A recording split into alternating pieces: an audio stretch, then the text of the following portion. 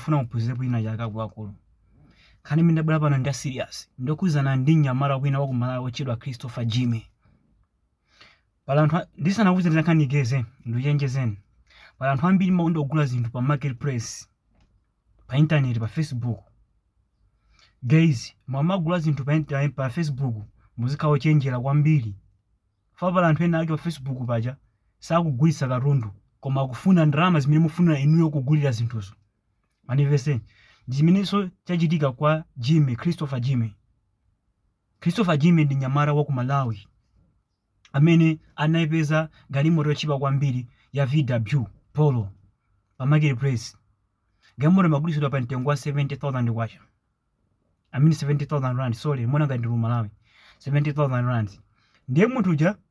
anayamba yakuna ndi customer uja.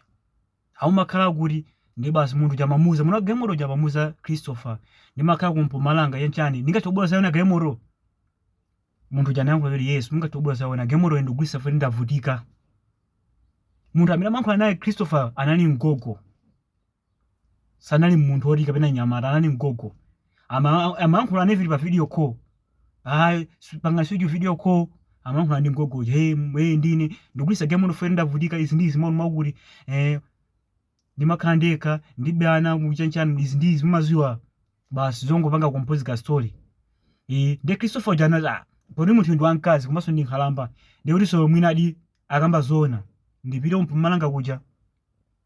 ananyamuka pano ndili munjira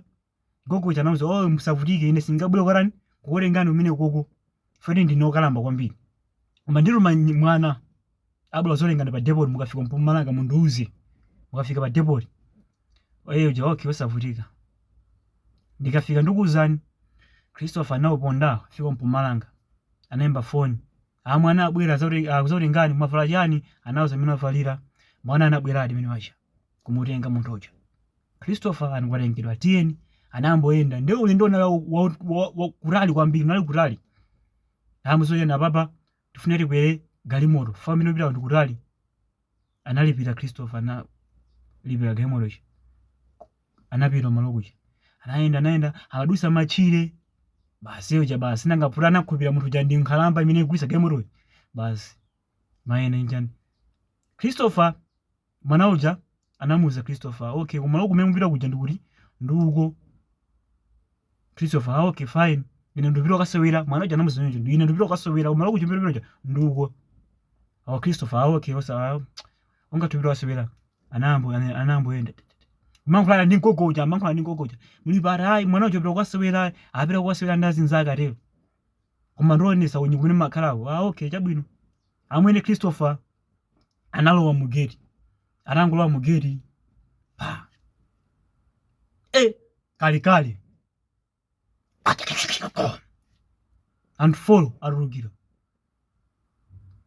mifuri pano AK47 Christopher banji kala pasi munthu agwera pasi yamba nokummenya munthu ucho tipase ndalama Christopher sinabwenda mafuna zawene gemoro amene ndama ni mkazi wanga ku nyumba amuzo usavutike umimbira nzako pa video call umimbire phone anana imbadi umimbira phone mkazi wake ndayiona gemoro ije ndi ili bwino ungatumiza ndamazo anampasa anamuza pange cash send anapanga cash send anabajara umuhodabe Christopher uja anapira kupanga withdraw ndamazija anamumenya zosalira zake Christopher sana musiyayi fanka zozote aulula zosalira zake anapizura anamupa Christopher. Iyi ndi nkhani imene anachitike wa ku Malawi ndakuluakulu mwamagula zinthu pa marketplace pa muzikhala osamala kwambiri osama ngoti ndachikonda ndi basi ndipita komweko ndikagule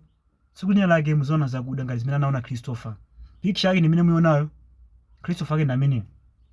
ndithu anamwalira ndithu nkhani yake yogula zinthu pa marketplace zinthu zochipa